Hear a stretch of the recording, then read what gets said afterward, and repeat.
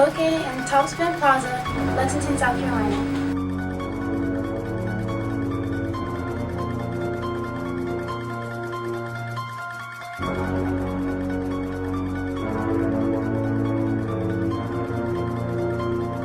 Okay, you guys, I just took a walk through and this place is insane. I'm here with Katie and Brian Moore.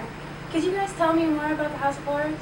Yes. Well, the Hall of Horrors has been around for 35 years. It's a nonprofit haunted attraction in Casey, South Carolina.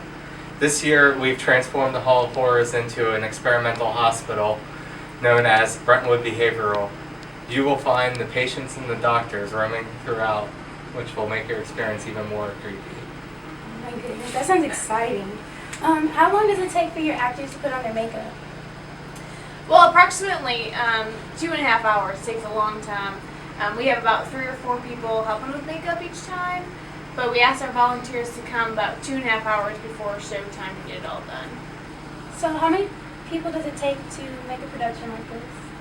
Well, each night we rely on between 40 to 50 volunteers.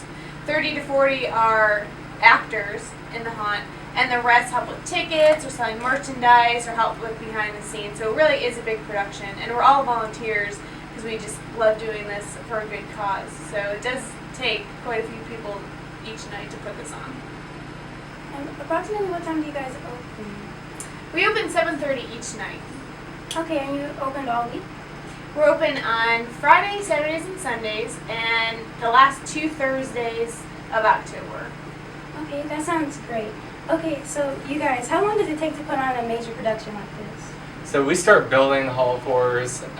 Each year we do a different theme. So last year it was a bed and breakfast theme. The year before was a haunted toy factory. So this year it's an experimental hospital.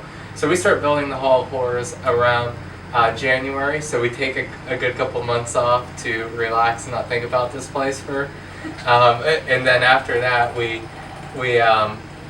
start building for the next year's theme. So we're not quite sure what the theme will be for next year, but I'm sure we will start building that in January.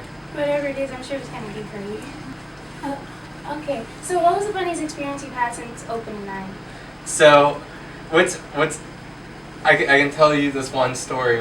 We have, as with any place, sometimes you get people that are maybe just a little bit on the scared side.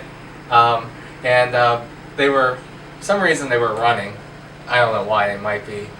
But they were running, they lost her shoe. They were so scared, they jumped in their car, drove away, left her shoes. So, needless to say, we have a pretty big lost and found. Okay. So I know all the proceeds go to your camp, Camp Hope. Can you tell me more about the camp? Yeah, so the Camp Hope has been a project that's been co-sponsored by the South Carolina Junior Chamber, or JCs for short.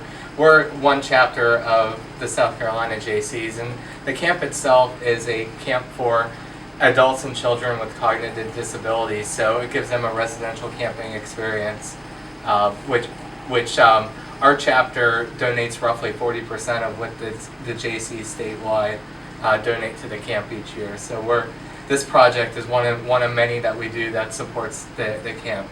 Okay, can you tell me about more of your projects? Well, next month in November, we're having a womanless beauty pageant where guys dress up like women and strut their stuff and do different acts, and we raise money for LLS. So that's in November. In September, we have a run for our Troops 5K, which is in Casey as well, and all those proceeds go to local military organizations. So those are just a couple of our big projects that we do. That sounds great. I'll be sure it's in that. That sounds great.